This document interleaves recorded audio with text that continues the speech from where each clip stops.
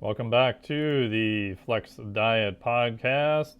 I'm your host, Dr. Mike T. Nelson, and today on the podcast, I've got my good buddy, Dr. Creatine, Dr. Scott Forbes. And as you can guess, we are talking all about creatine, the sports supplement. What are some realistic effects you can expect from it? All the details about the different forms of creatine, basic rundown of what exactly is creatine in case you've been living under a rock and never heard of it before. What does the latest data say? Dr. Scott Forbes has published a lot of studies on creatine. I got to hang out with him again at the ISSN conference this past June, which was awesome. And you can see all your uber nerdy friends at the ISSN, International Society of Sports Nutrition conference, coming up again this June. I will be there again in Florida. I'll be doing a talk for ISSN, and then I will also be there coming up for the Neurosports very soon, in mid-February. So you can see me there also.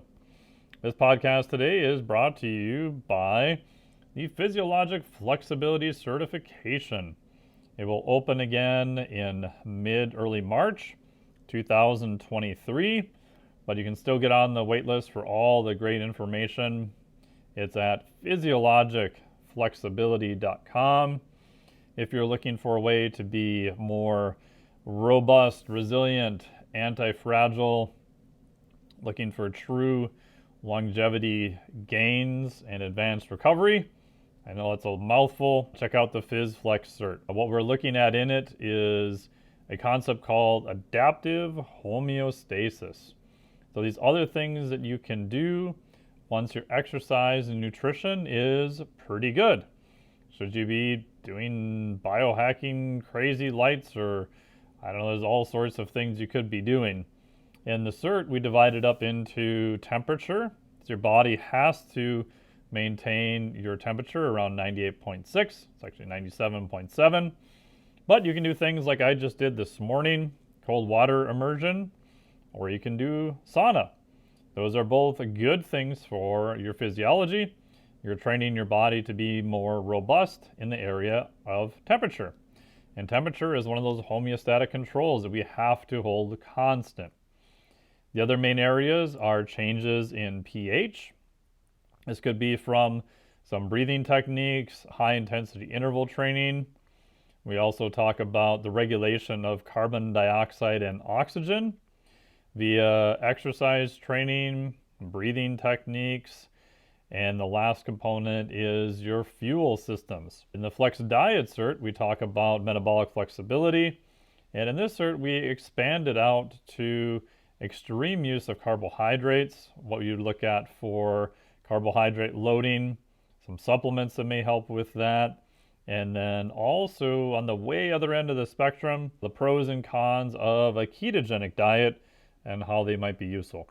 So all that is in the Physiologic Flexibility Certification. Go to physiologicflexibility.com to get on the wait list and the newsletter.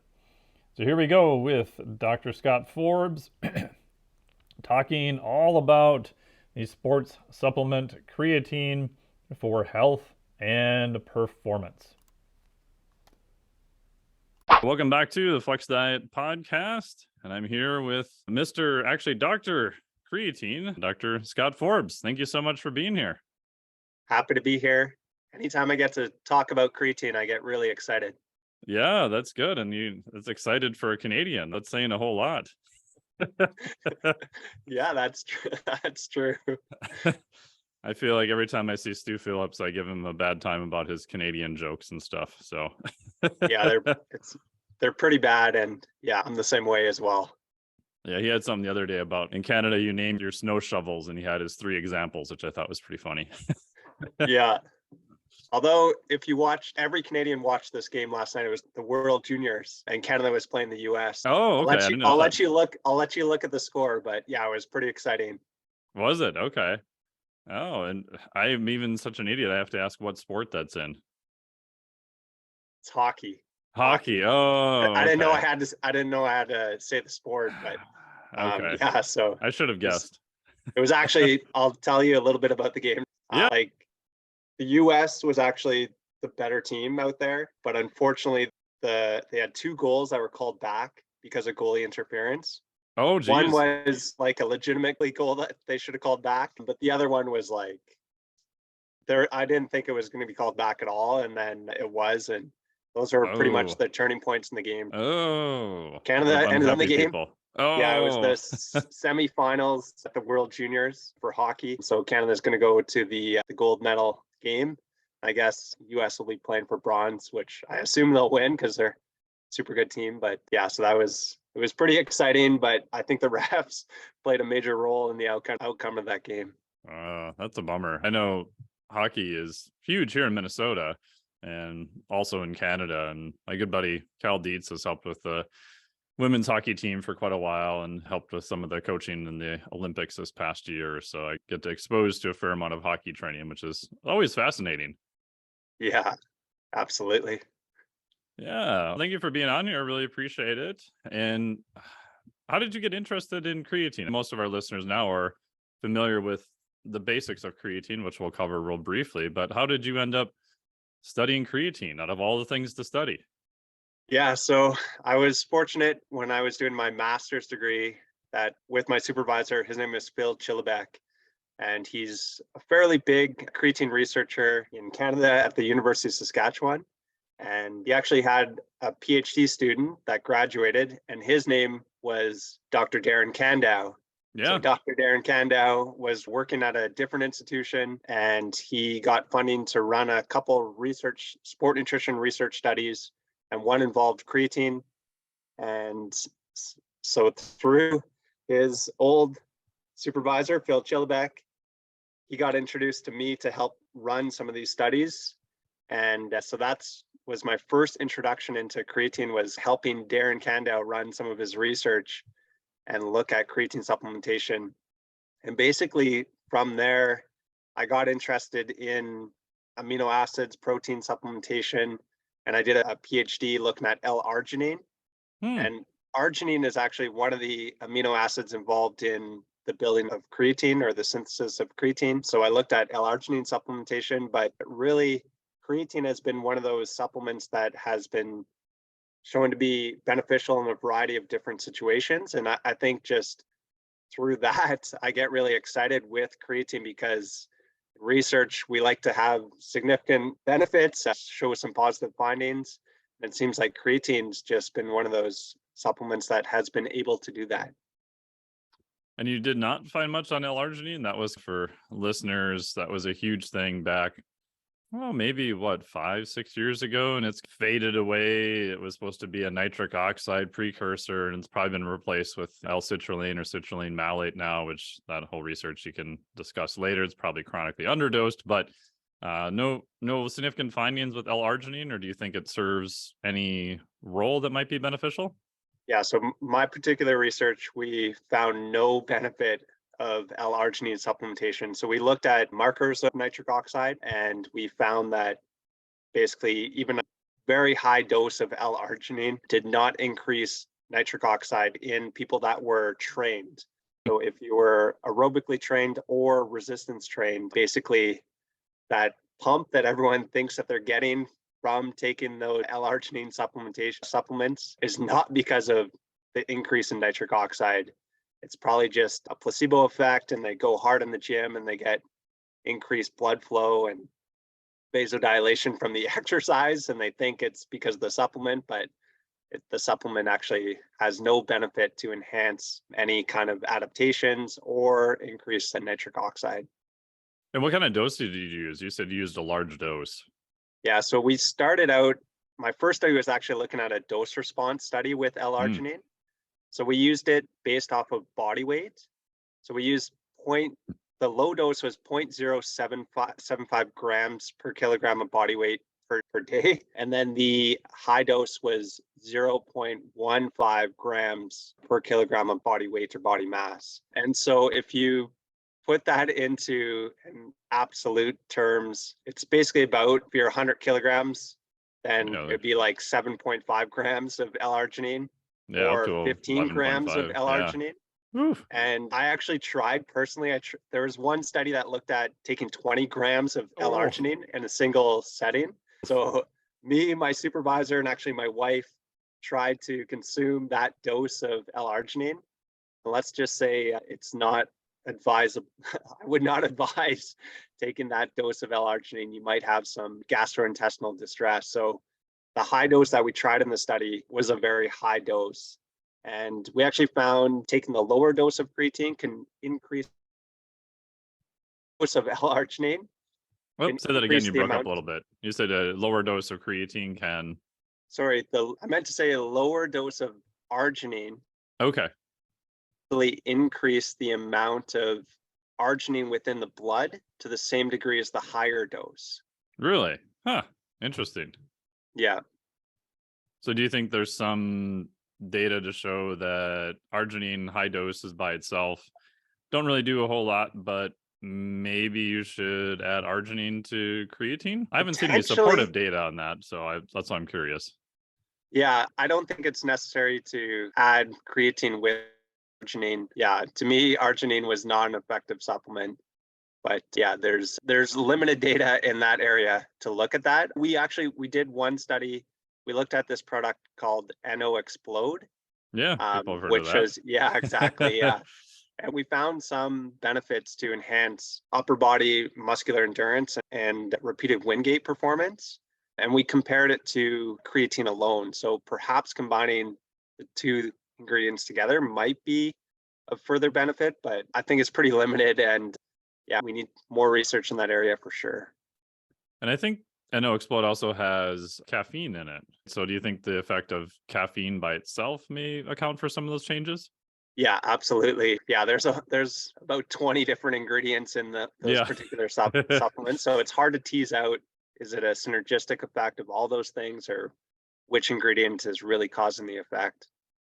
Yeah, a little tip for people looking at research comparing pre-workouts. Like a lot of times they'll compare it to a placebo, which maybe, or just water or nothing. And yeah, on one side, you could argue, okay, it's a double blind, randomized, placebo controlled trial. But I'd like to see it compared against what we have as a known active. So if you compare it to a standardization of, say, caffeine amount, and then maybe a placebo, right? So have like a 3-arm trial.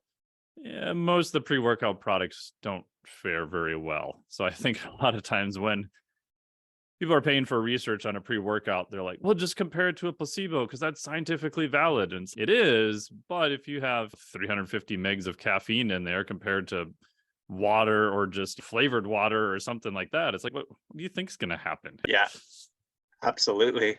And I think that's maybe a limitation of some of the creatine research is people are going to take a supplement and they might choose creatine or they might choose protein, for example. And I think most of the research with creatine uses the placebo maltodextrin or sugar, Mhm. but is that really a fair comparison? Most people are probably going to take protein, or they might take the combination of protein and creatine as well. So there is some research that has compared that and showing that taking creatine and protein combined is actually a further benefit compared to protein alone. But yeah, when you look at the research, you need to think what the placebo actually is and is that a fair comparison? And yeah, that's one thing that I think is often overlooked in the creatine research for sure. Yeah, and that's, I wouldn't say it's a known issue, but even with some of the fish oil research, right? Is do you compare it to placebo pills? Do you compare it to the same amount of an oil? What oil do you use? Do you use olive oil, which may have other potential benefits? Do you use corn oil, which may have potentially negative benefits, even though the amount you're consuming is super tiny? And you look at psychedelic research, it's like a lot of times they'll use to naive subjects high dose niacin because they can't sometimes maybe not tell the difference, but those two things feel dramatically different. So if you have something that does produce a different sensation, how do you sometimes account for that when you're trying to compare it to a placebo? So is there any thoughts about with creatine, would you ever do something crazy like compare it to beta alanine or something, even though they're not the same supplement? They're both supposed to be kind of a ergogenic aids or things that increase performance, or is that just a stupid design because they're different mechanisms and they're not even really related to each other? Yeah, that's a great question. And I don't know the best answer for that. But yeah, I think something that's similar, like maybe essential amino acids or protein, and comparing it to creatine or combining creatine on top of those supplements can be a great kind of placebo. But yeah, maybe just comparing it to sugar or nothing is maybe not the best. And yeah, something that you need to be aware of definitely when you read that research. And for people who might be new to creatine, do you want to give us just the creatine kind of 101 in a few minutes so that the people are all up to speed? Because I think there's enough myths circulating around by creatine by now that people have heard of it, but I would be hard pressed if what they heard is actually correct.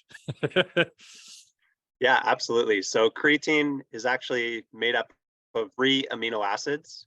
So arginine, glycine, and methionine. So your body can synthesize creatine primarily within the liver and pancreas, but it could also synthesize creatine in the brain as well, which is pretty cool. So your body can put these three amino acids together, or you can get them from food sources as well. So mostly red meats, so like beef or seafood as well. So things like salmon or herring have a high concentration of creatine within them. So you can get it from the diet, or of course you can go to your local supplement store and buy commercially available creatine supplements as well. And so those are three ways that you can get creatine, either through diet, through the food, through a supplement, or your body can create creatine. And then once your body creates creatine, about 95% of it is stored within the muscle. And once it's in the muscle, about 2/3 of that gets converted into phosphocreatine.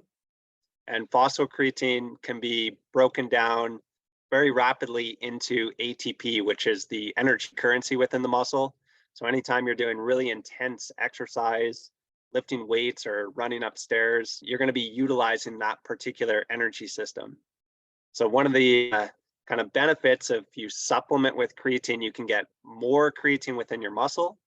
So the average person gets about 20% increase in the amount of creatine within their muscle following supplementation. And then they can basically do a little bit more exercise so they can increase their training volume and train harder and basically get bigger and stronger muscles over time. Awesome.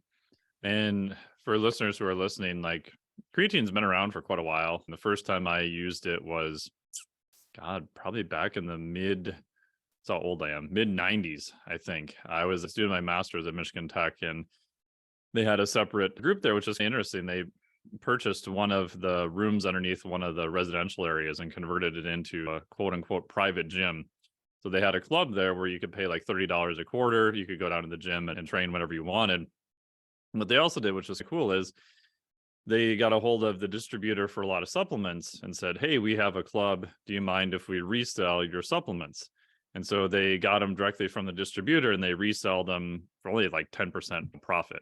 So you got basically supplements at almost cost, which for a poor college student, it's amazing. Because when creatine came out, it wasn't crazy expensive by that point, but it wasn't dirt cheap like it is now. And so when I first started taking it, I was like, huh, this actually made a pretty big difference. But also at the time, I didn't eat any red meat. I probably didn't have enough protein. I was a vegan for a couple of weeks and was basically a vegetarian. So I noticed that it made a pretty big difference. I think the research would support that if you're someone who doesn't consume a lot of the foods that creatine is found in, you would expect a greater effect in those groups, such as potentially vegans or vegetarians, depending upon what diet they're following.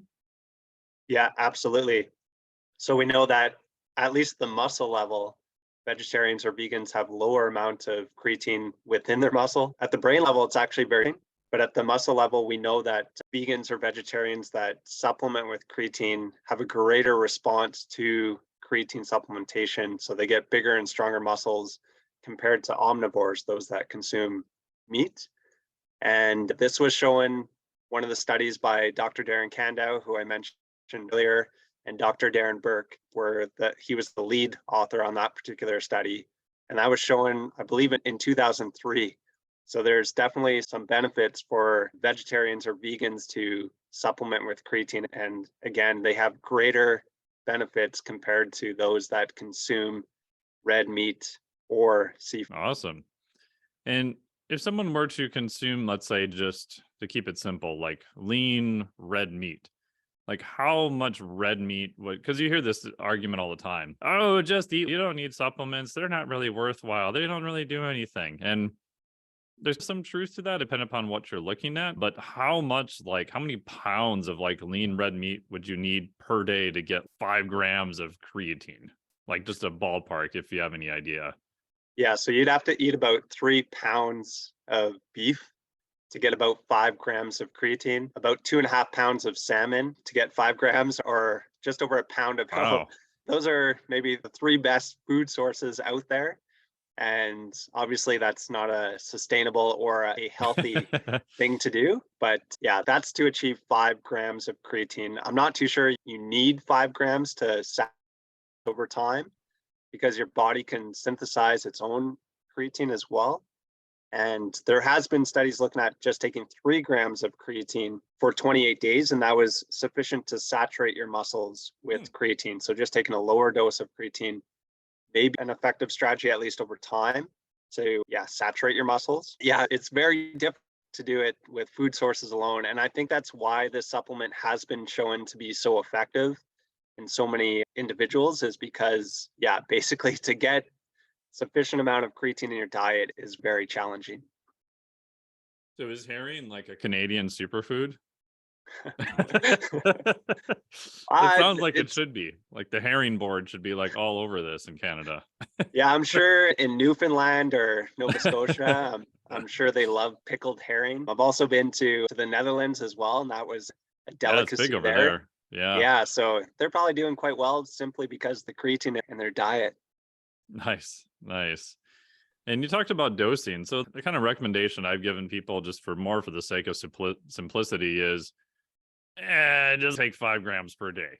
Is that, would you say, accurate, useful, too much, too little? Is there any harm going over? I know you just talked about a study showing 3 grams per day may matter. And then the second part to that, does the body size matter? If you've got a smaller female athlete that's 120 pounds versus a strongman competitor that's at 300, does body size make a huge difference? Because there's obviously going to be a significantly amount of muscle mass difference between them. Yeah, so that's a great question. So at the muscle level, I think 5 grams per day is sufficient. A lot of the research that we do, we give it based off of body weight. So we give 0.1 grams of creatine per kilogram of body weight per day. So Interesting. Okay. basically, if you're 100 kilograms, then that'd be 10 grams of creatine. Yeah. If you're 50 kilograms, that'd be 5 grams of creatine. So it's actually like a little bit higher than just 5 grams per day. But we use that theory that, if you have a lot more muscle mass, you're probably going to have a greater turnover of creatine within your body, and you have more muscle to take up more creatine. So maybe you should dose with a slightly higher amount of creatine.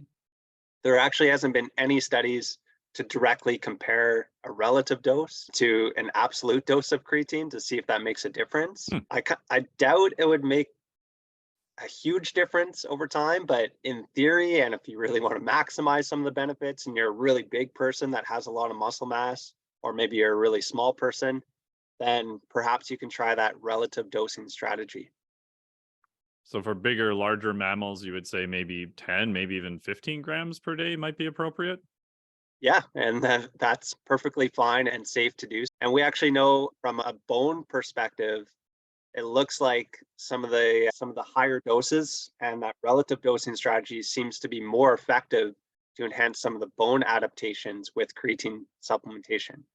Yeah, I've always wondered about that. If, as a generalization, but supplements that generally help muscle, they seem to help sometimes soft tissue and especially bone, right? So if you look at protein, and I know it's hard to say because protein does so many beneficial things, but like back in the day, you've been around long enough to hear all the things about, oh, too much protein, it's going to leach all the calcium from your bones and all these horrible things that's going to happen. And now we've seen that like high protein appears to be beneficial for bone tissue. So do you think there's any connection between what's good for muscle is probably good for bone also? Absolutely. So we know that muscle is connected to tendons and bones. So if you stress your muscles, you're going to stress your bones as well. And that could lead to bone adaptations over time, so improvements in bone strength. But there's also some pretty cool cell culture studies where they showed that creatine increased osteoblast activity. So So osteoblasts are building bone tissue. are the bone forming cells. So creatine can have an indirect effect by having more mass and muscle strength, which stresses the bone. But we also know that creatine can directly influence osteoblast activity as well. That's super cool. Because the lab I was in adjacent to me when I was doing my PhD at the University of Minnesota, they did a lot of bone research. And so they were one of the first people years ago, not just to do DEXA and look at like bone mineral density or BMD. They actually started taking computer scans using like CT and looking at the changes in the shape of the bones. And that was super interesting because for a while, everyone's, oh, we just look at the density. And then what is in these olderly kind of frail people, that their bone would actually start getting bigger in diameter, but the walls were starting to get really thin.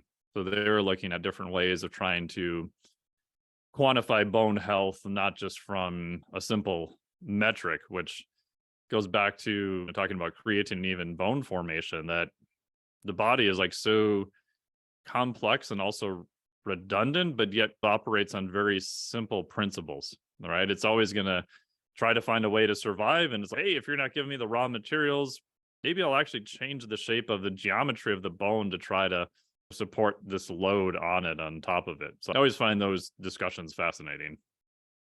Yeah, absolutely. And again, I've mentioned this guy a few times, Darren Kandow. He's big into that research presently. Oh, interesting. They've done a couple 12-month studies, and they've just finished a 2-year training study with and without creatine. Oh, that was my next question. Yeah, so they had over 260 older adults, and they didn't find any change. So the results are not published yet. They presented it at a conference that I saw, and they found no change in bone mineral density, but they found improvements in bone strength because they looked at some bone geometry markers as well with PQCT. Yeah. So it's really cool and interesting research. So I think bone geometry is actually more important than bone mineral density from a bone strength perspective. So I'm glad you mentioned that. And in that study, did they compare, one group got creatine and one group didn't, and they both did their normal strength training? Is that right? Yeah, so I believe they trained 3 times a week for 2 years. Oof, And it's a one long group, study, man. yeah, I know. And one group got creatine and one group did not. And again, 260 older adults, so a massive clinical trial. And they looked at bone geometry and bone strength and bone mineral density as well. And so a really cool study. So hopefully that gets published relatively soon.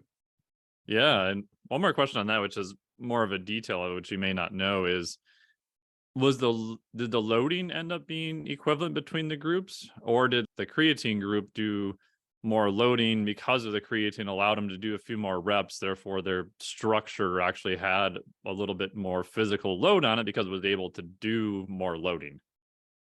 Yeah, so I'm not too sure if they Yeah. found a difference in training volume, but we've actually done several systematic reviews in looking at the studies in older adults, looking at creatine combined with resistance training.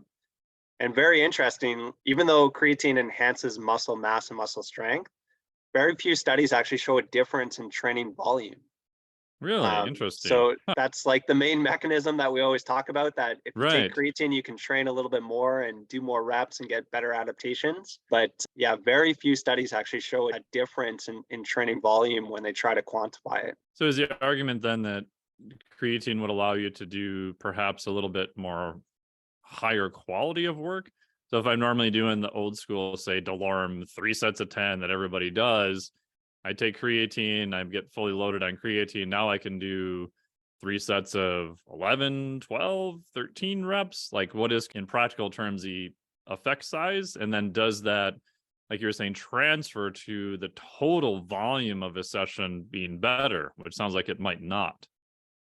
Yeah, so the studies quantify it by multiplying reps by sets by weight lifted. So if you And I think that's a good way to quantify training volume. Yeah. And they found no difference, no statistical difference between the two groups.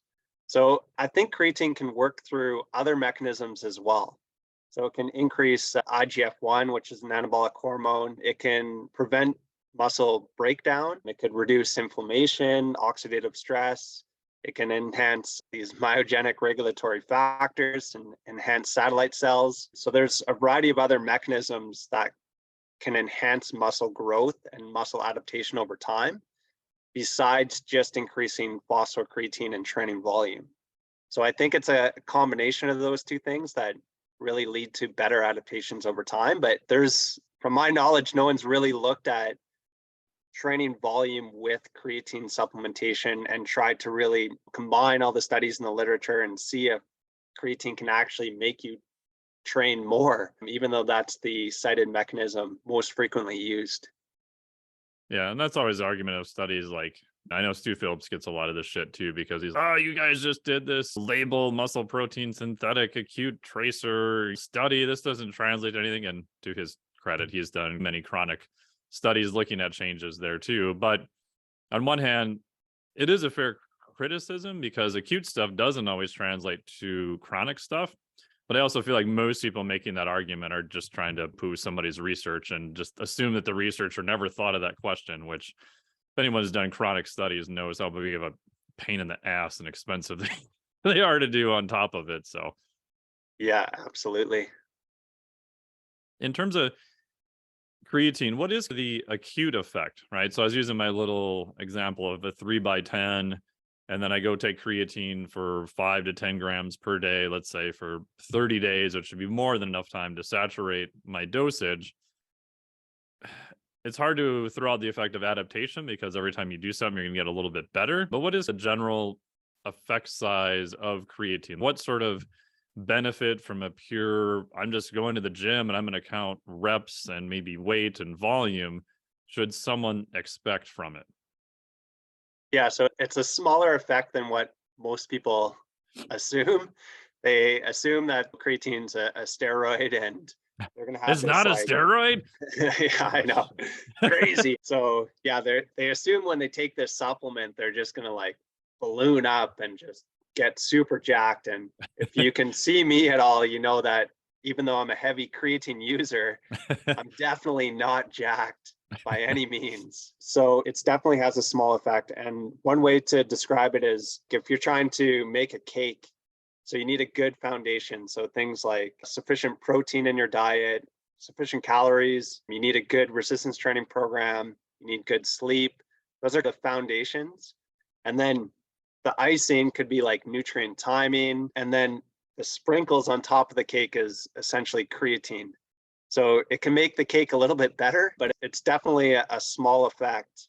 So it's not going to have this effect and you're going to gain tons of muscle because of creatine supplementation. So I think that's important for listeners, even though there's lots of studies to show benefits of creatine. It's not going to make you Mr. Olympia in 1 or 2 years. And that could also depend on several factors as well, things like your fiber type distribution, or how much creatine you get in your diet, whether you're vegan or vegetarian, can influence your responsiveness as well. But overall, we've done a systematic review looking at lean tissue mass gain with creatine supplementation. And we found that the studies that supplemented with creatine gained 1 kilogram more lean tissue compared to those on placebo. So the placebo, again, is just sugar. So whether that's a fair comparison or not, but those are what the studies have done. So you gain about 1 kilogram more lean tissue mass on creatine. And what was the length of that study? Was that like a shorter, like a 4-week type study, just like loading versus placebo then? So it was a systematic review. Oh, it was a and we review. included, Gotcha. 35 different studies. Some of them included resistance training. Some of them included like high intensity interval training. Some of them had no exercises at all.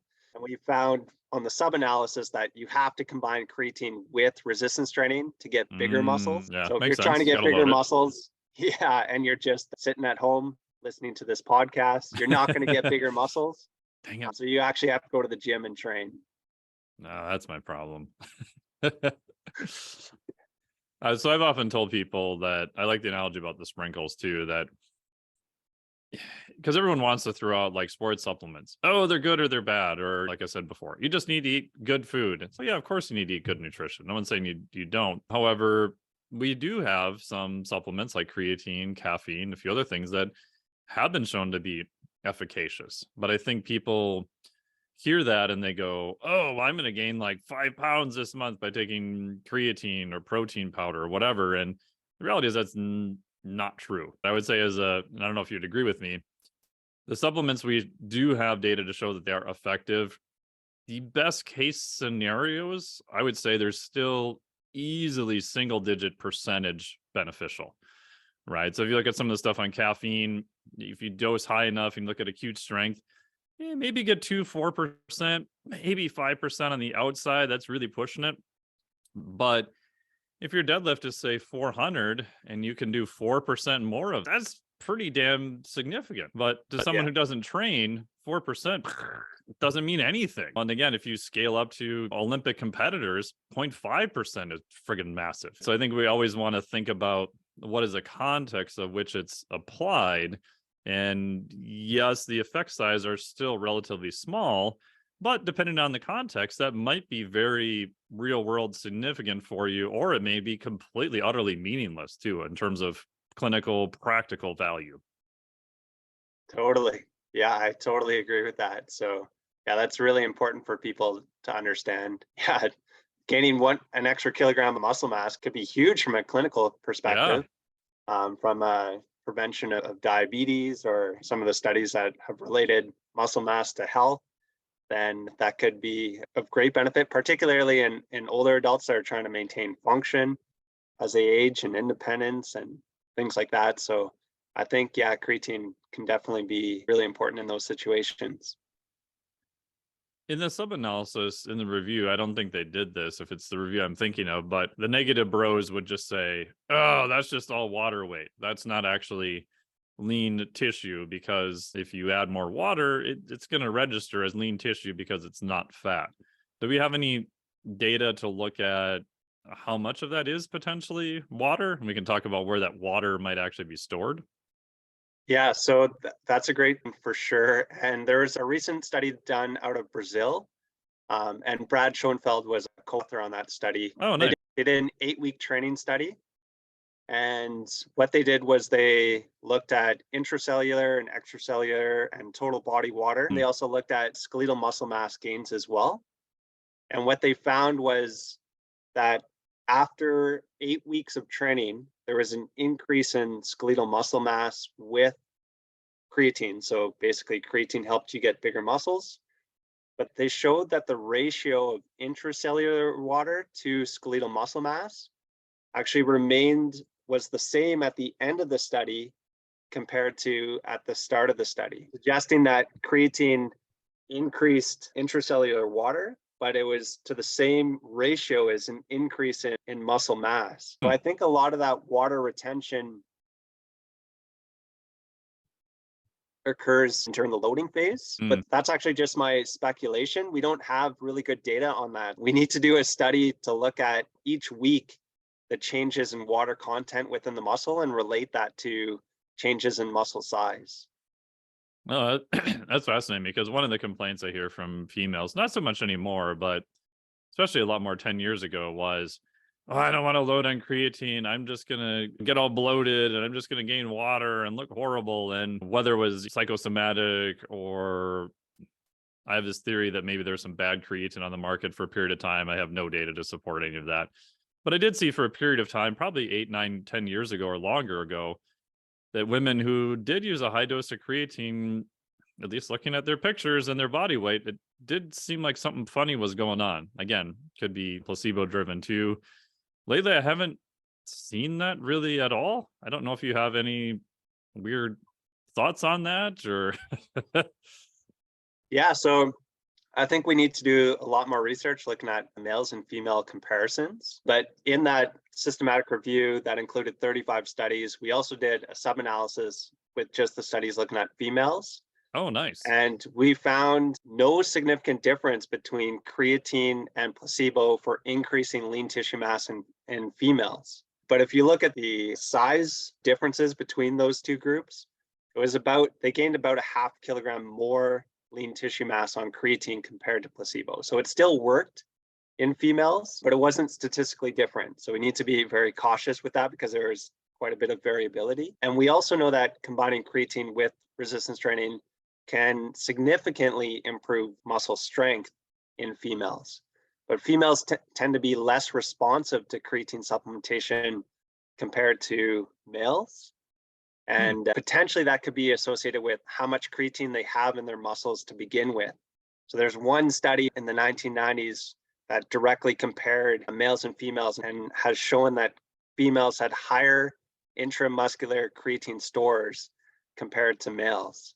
So that's one of the thoughts associated with that. But again, I think more research needs to be done in that particular area. We're coming up with all sorts of studies like your grad students or other grad students can do. And what I love about this is that the studies are not particularly hard. And I say that with a caveat because doing any human subject studies, getting IRB approval, doing all that stuff, as you well know, it's not an easy thing, right? It's way harder than even simple studies are not necessarily simple or easy to do. But on the spectrum of things, I think doing a study of muscle content of creatine and females versus males, right? If you've got a lab, you can, maybe I'll ping Andy Galpin and tell him, one of his grad students, like, hey, start taking biopsies, man, because something like that, we would think by this point we would have more data on it. And maybe it's because of funding, maybe it's just no one's asked the question, who knows? But something like that, I would have been as basic stuff that'd be good to know. Yeah, absolutely. So I think you're also asking really good questions. But yeah, these are things that we're aware of as scientists. And yeah, I think Abby Smith-Ryan is another yes, very good researcher that looks at differences, sex-based differences. So yeah, maybe she needs to do a creatine study specifically in females and compare it to males and looking at intramuscular creatine stores. But Andy Galpin could obviously do that as well. He's the muscle biopsy guy and does a lot of that research. Yeah, that's definitely a good probe for people to start to engage in this research. As much as we know about creatine, we actually still have a lot of questions that we need to answer. Yeah, and the good part is, at least in the US, I know NIH has earmarked a lot of money comparing female research versus male research. And so hopefully there'll be more funding available for that too, because that's one of the questions I get a lot is most of my clients paradoxically I train are females. And it's a decent question. Like, is there any difference between females versus male for this or for that? And in the vacuum of a lot of data, then you get all sorts of crazy theories of either there's no difference, so just shut up, or they're completely different and you have to do everything completely different. And the reality is probably somewhere in between. We just don't know. Yeah, totally. Yeah, I totally agree. Is there any, we're talking about intracellular, extracellular water. Is there any basis to the kind of the cell swelling theory that creatine causes the muscle cells to swell? And because of this kind of osmotic effect, that's why you can lift more and do more work, and this is beneficial for hypertrophy. Like the analogy that gets thrown around all the time is you might be stretching the fascia around the muscle and causing it to increase in size. And any thoughts about all that, sort of the bro science in that area? Yeah, so there's a really good study from McMaster University, which is where Stu Phillips is at. Mhm. It was run by Mark Tarnopolsky, Yeah. and they loaded young individuals with creatine for 7 days, so 20 grams per day for 7 days. And they looked at a bunch of markers within the muscle that were associated with water retention and also muscle growth as well. And they showed that the cell does swell, it does bring in water to the muscle, and that does stimulate the muscle to grow. So that was an acute study that was just like a loading phase. So that's where I think there is some water retention that does occur, but it actually stimulates the muscle to grow. Whereas if you look at the long-term training, like 8 weeks of training, it actually evens itself out. So whereas that Brazilian Schoenfeld study showed that the increase in intracellular water to skeletal muscle mass gains was actually, that ratio was actually the same at the end of the study compared to the start. So I think your body does adapt. It does bring in water acutely during the load phase, but over time, your muscles are quite smart, and it will get rid of some of that water, and just it's related to the amount of muscle mass that you actually have. Yeah, we're back to acute versus chronic changes again, right? Because yeah, if you throw a bunch of creatine on the system, it sounds like, yeah, you may see some cell swelling, but that's not a permanent state the muscle is going to stay in, right? It's going to figure it out over time and be like, let's adjust a few things, and we're not going to stay in this state the whole time. It just seems like, even I've talked to Stu Phillips about this too, that from a muscle growth standpoint, with the exception of exogenous chemicals, your body is kind of limited on that end. Like, you can definitely make changes 100%, but it's not easy to do. Where it feels like if you change the environment drastically, like you throw someone up in microgravity, whew, they like unload like crazy. Or the bed rest studies with the head down tilt. It just seems like our physiology is weirdly asymmetric, where we can change bone size, we can change soft tissue size, we can change muscle size. But if you just think about, I did this the other day, I was sitting around thinking, God, how much time have I spent in the gym, calories, everyone trying to gain 5 pounds of lean body mass, right? It just seems crazy. But you could throw me up on the moon and I could lose 5 pounds of lean body mass like super fast. Any Yeah. thoughts on that? Yeah, I totally agree that it's not. First, you need to look at those acute studies versus chronic studies. And yes, the mechanisms are still being elucidated with creatine. So even though we know that it can increase phosphocreatine within the muscle and do a whole bunch of other things, we still need to do more kind of long-term studies and see how those factors are really playing a role in muscle growth.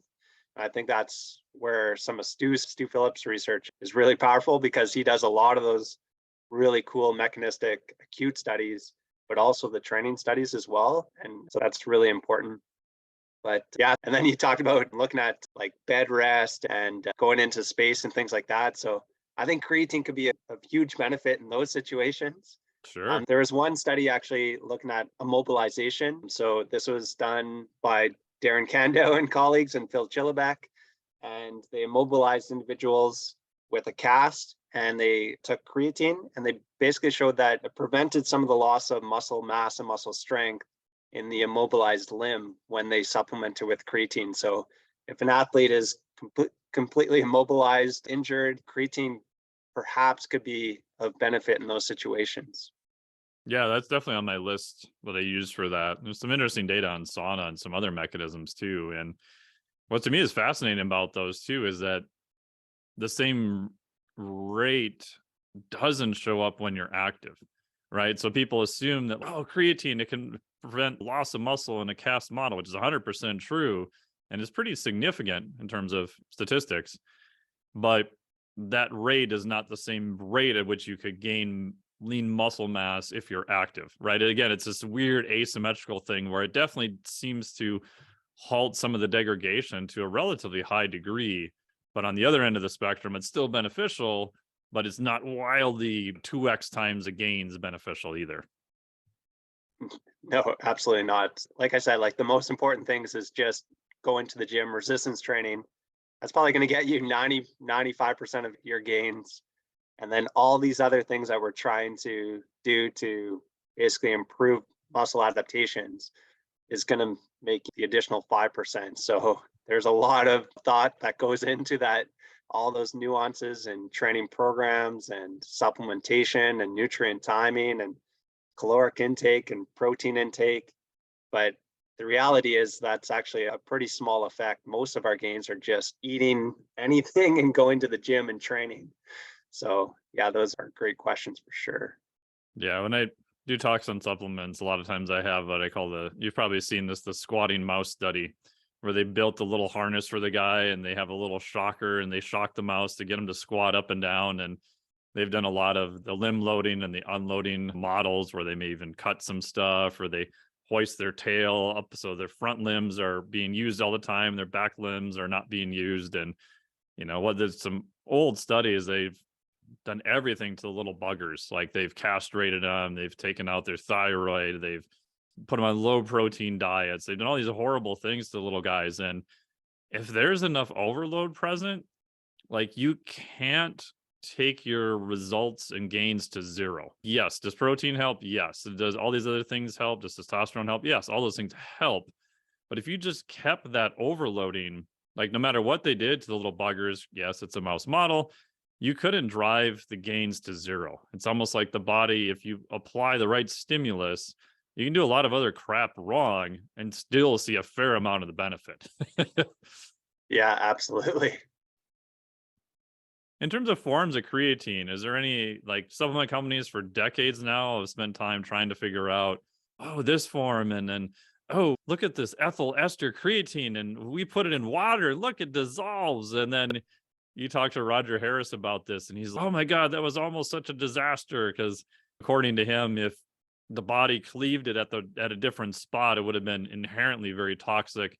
It so happens it cleaved it at the right spot and it got rid of the ethyl group and the creatine, and it was fine. But supposedly the group who put this out in the market didn't do much of any toxicology studies at all. They just said, hey, it's creatine, look at it dissolve. And any thoughts on anything that you've seen that is equivalent to creatine monohydrate and anything that is superior to it in terms of forms of creatine? Yeah, so presently creatine monohydrate is the best simply because it's the most researched and we know it's very safe. We also know that it's an effective form of creatine and it's also the cheapest as well. So you can But this buy is these. boring. I want my sexy creatine, man. You're not helping my supplement company. I don't know the So supplement company, but there's been really good marketing for yes.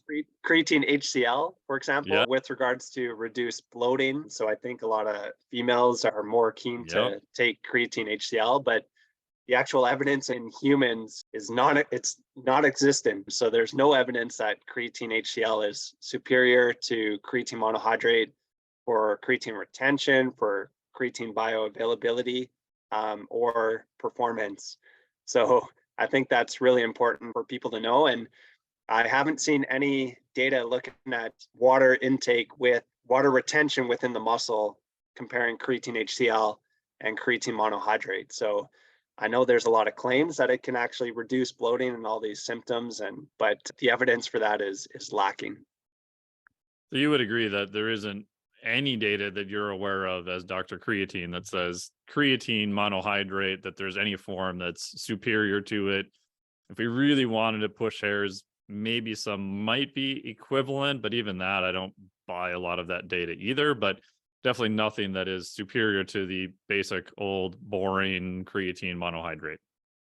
Yeah, based off the current evidence, creatine monohydrate is the best. And I know that's boring for people to hear. And maybe some of the supplement companies are going to make less money because of that. But yeah, that's what the science would support.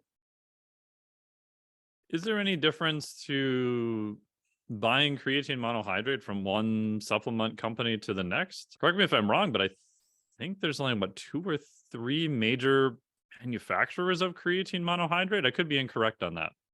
Yeah, so most of the creatine comes from either Germany, and that company is Creapure, or China. So that's from my understanding. I know that Creapure supports a lot of research. And so a lot of the research that's been published on creatine monohydrate has used that particular product, and it's independently tested, and we know that it says what it says it is. And so that's what I use in most of my research. So that's all I can really talk about. I haven't done any analysis on other creatine manufacturers. But yeah, from the science perspective, creatine coming from Germany as Creapure, we know is an effective supplement. We know it is what it says it is. And that would be my recommendation. Awesome. We know that creatine can cross the brain also. So is there some potential cognitive effects? We've had Dr. Eric on here before and did a whole episode on, which we'll link to, on the cognitive effects of creatine and can it cross the blood-brain barrier and how much do you need? But I'm always curious on your thoughts too, from more of the neuro side with creatine. Yeah, there is evidence to show that if you supplement with creatine, that you can increase the amount of creatine within your brain. It's much more challenging than at the muscle level. So it might just be a 5 to 10% increase in your brain versus like a 20% increase in the muscle. Yeah. So And it animal is. models with that were huge, but we can also sacrifice animals and look directly at their brain where you can't really do that in humans. Yeah, exactly. And that's part of the problems right now is, or challenges within the literature is looking at how they're actually measuring brain creatine content within the brain, which regions they're looking at might differ. So yeah, we definitely need to do more research in that particular area.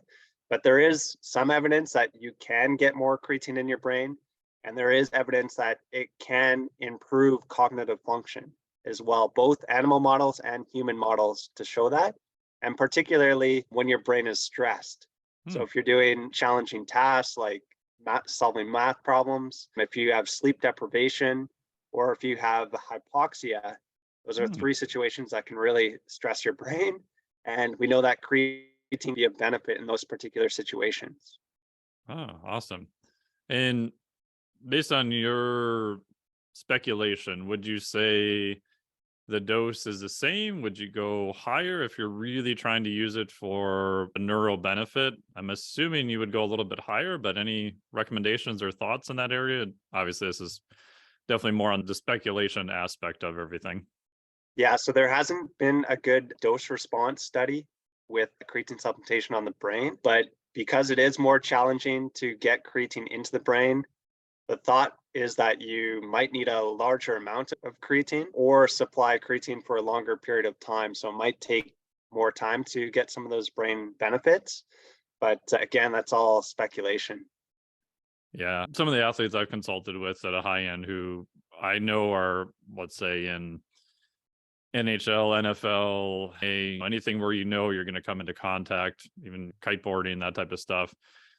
I've said we don't know exactly, but I'd say 10 to 20 grams per day.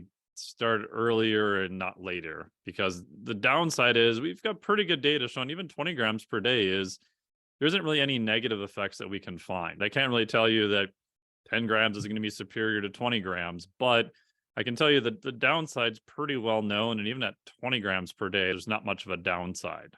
Would you agree with that, or any words of wisdom you would add? No, I would totally agree with that. And then we also know, at least in animal models, that if you have creatine within your brain, that could be protective against a traumatic brain injury. Yeah. So that's potentially a benefit. And there's, from my knowledge, one or two human studies that have shown improved symptoms following a concussion with creatine supplementation. So there is some evidence in that particular area, but it's very limited in humans. Yeah. And I'll give a shameless plug. I did a whole program for the Kerrigan Institute on the use of ketones and potentially concussion and traumatic brain injury. So people can go to the Kerrig website if they want more information on that. But yeah, ketones are interesting too because they may have potentially anti-inflammatory effects. They can cross the blood-brain barrier. They could serve as energy for when your glucose metabolism gets completely out of whack. But again, are we ever going to have a complete randomized controlled trial that's IRB approved on TBI on ketones versus not ketones? I don't know how that would even happen, right? So Yeah, it's the same thing with creatine. It'd be great to have more information and to know more, but some of these trials, just because of IRB and human ethics and technology, are just incredibly, if not impossible, to actually do also. yeah, absolutely. I totally agree with that. From the ketone perspective and also potentially creatine as well, we know that as you age, your ability for your brain to metabolize glucose is reduced.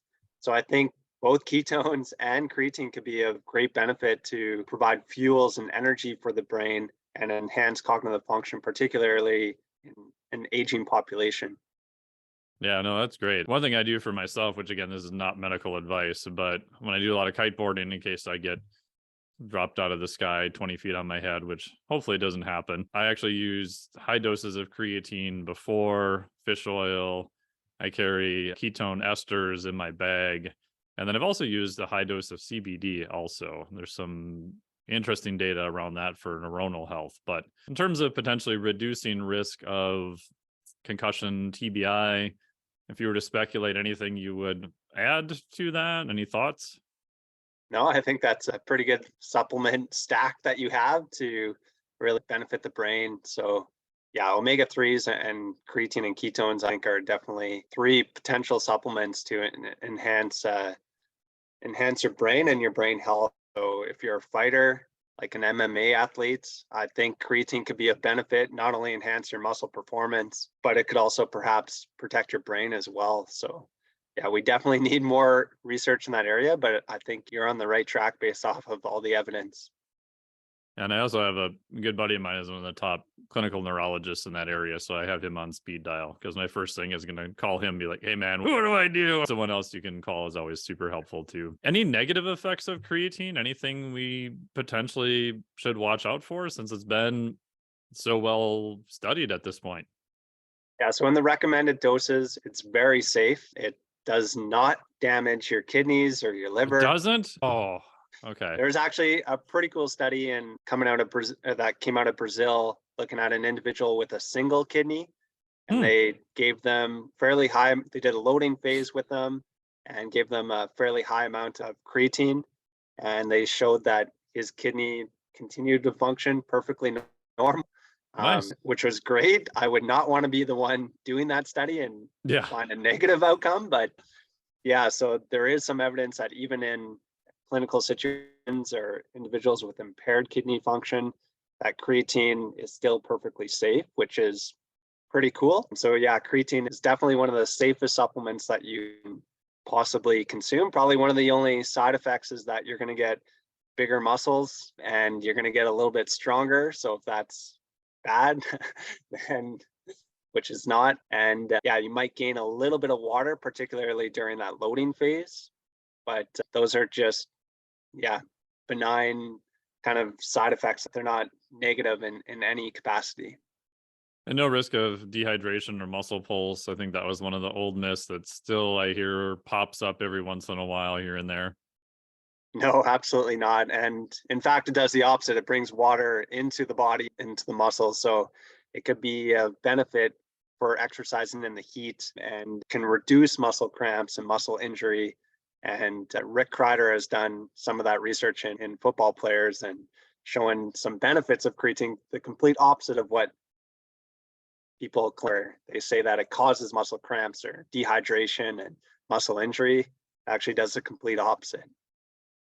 Yeah, and you're talking about potential risks and benefits. I'm sure this has happened to you countless times, that a parent will come up and be like, oh, my 17-year-old is playing football and he just started taking creatine and that's a steroid. And I told him this is horrible and he should not do this. And then you try to explain to him that it's not a steroid. It's been well studied. Paradoxically, it has some, like we were talking about, early preliminary data that it may actually help potentially concussion. And then they still are very mad at me. And then I politely try to point out that you've allowed them to play a sport where they're running full speed into another human being.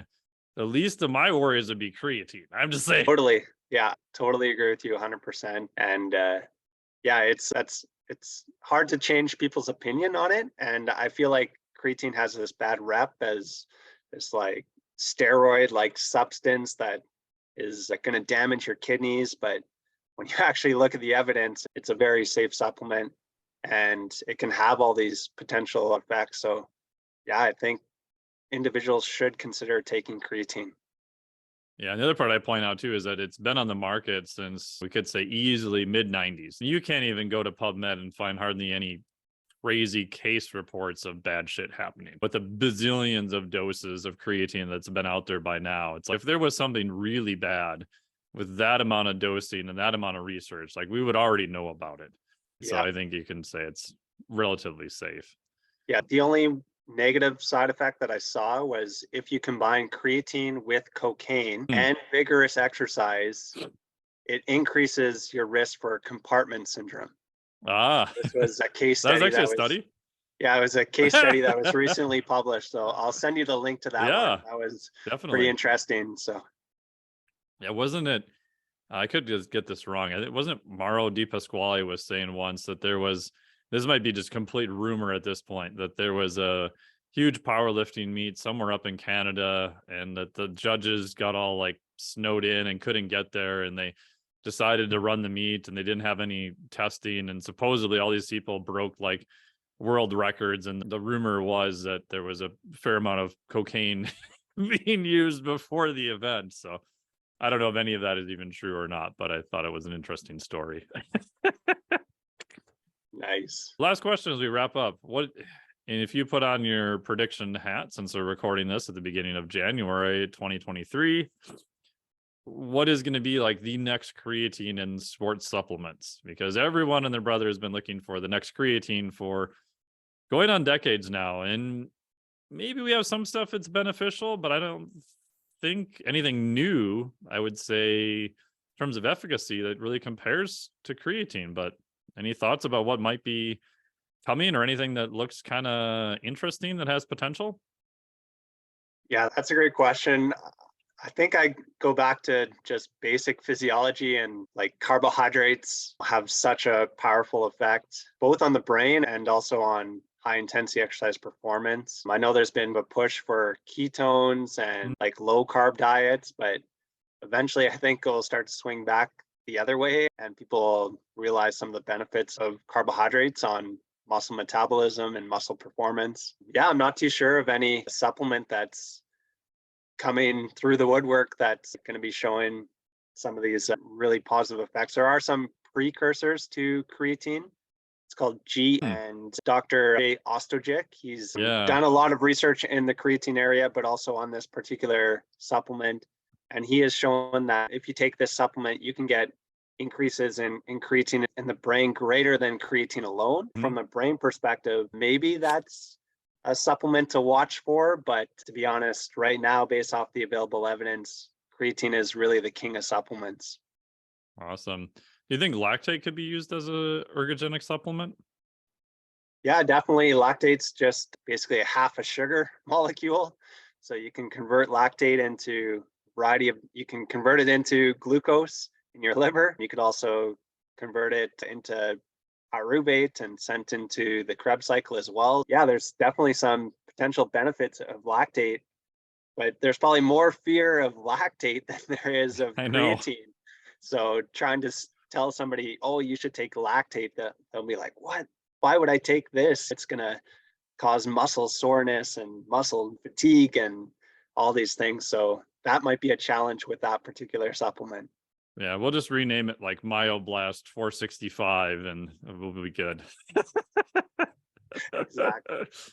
Awesome. Thank you so much for all your time. And I really thank you for all the research you've been doing for many years, decades now. I always love reading your research. It's always great that I get to sit on my ass and read someone who did all the legwork, and I just get to read everything that they found, which is super cool. How do people find out more about you? I know you've got a lot of great stuff on your Instagram, and also, do you take any graduate students, or if people want to go to that level, give us the info. Yeah, so probably the best way to contact me is through Instagram. So Scott_Forbes_PhD. And you can DM me or contact me through Instagram, and I try to respond as much as possible to everyone that asks questions. Feel free to reach out. So I know some people think that researchers are in their own world and don't have time for anybody, but I really try to make an effort to connect with people and answer questions. And you can also contact me through email as well. So Forbes S, so there's 2 S's at brandonu.ca. So that's another way to contact me as well. And at my institution, we actually don't have a graduate program, but I'm well connected with, and I'm an adjunct professor at the University of Regina, and that's where Dr. Darren Candow is. Yeah. And he has a really big lab. So I think currently he has 7 or 8 graduate students. Oh, nice. And he does a lot of creatine research, and we collaborate quite frequently. So if you're interested in creatine supplementation, then definitely reach out to me or Dr. Darren Candow, and we can find you a master's program or a PhD program that would suit you. Awesome. Yeah, and I would highly recommend people check out your Instagram. You've always got a lot of great information there. And yeah, thank you so much for all your time today. And I look forward to seeing you. Are you going to be at the Neurosports Conference or ISN again? I assume you'll be at ISN. Yeah, I'm going to ISN. Unfortunately, I'm not going to the Neurosports this year, but I'll definitely see you at ISN in Fort Lauderdale. Yeah, I'll see you there again. And I owe you a tasty adult style beverage for all your time and effort here. I really appreciate it. No problem. Cool. Thank you. Have a good day. Bye. Thank you so much for listening to the Flex Diet podcast today. Really appreciate it. A huge thanks to Dr. Creatine, Dr. Scott Forbes, for sharing all of his amazing information on creatine. I felt like this show, within about an hour, I think we hit on about the main topics of creatine. We'll post a few studies below. There are many more. Make sure to check him out on Instagram. He provides a lot of excellent research-based information. And if you find someone who has questions about creatine, please send this episode over to them. It's a nice one-stop shop about all the pros and if there are any cons related to the sports supplement creatine. Big thanks to Dr. Scott for doing this. And the podcast is brought to you by the Physiologic Flexibility Certification that I created, or the PhysFlex Cert. You can think of this as the level 2 to the Flex Diet certification.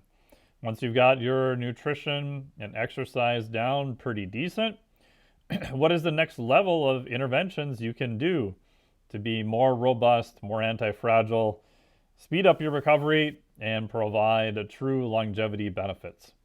In there, we cover everything from the use of cold water immersion, saunas, actual high-intensity interval training, the use of some supplements to buffer pH, what you can do for pH changes, breathing techniques, long slow distance cardio, and even talk about ketogenic diets and carbohydrate loading. So go to physiologicflexibility.com for all the information. It will open up again this coming mid-March 2023. So make sure to get on the wait list there. Thank you, as always, for listening to the podcast. Really appreciate it. If you have just 30 seconds and can leave us a review, that would be epic. We really appreciate it. Helps with the distribution of the podcast and also helps us get more guests on to bring this to you for completely free, since I'm the one who sponsors the podcast. So pass it on to anyone you think would be interested. Huge thanks, Dr. Scott Forbes. And that is all for this week. Thank you so much. Talk to you all next week. Well, that was different. Yep, lousy, but different.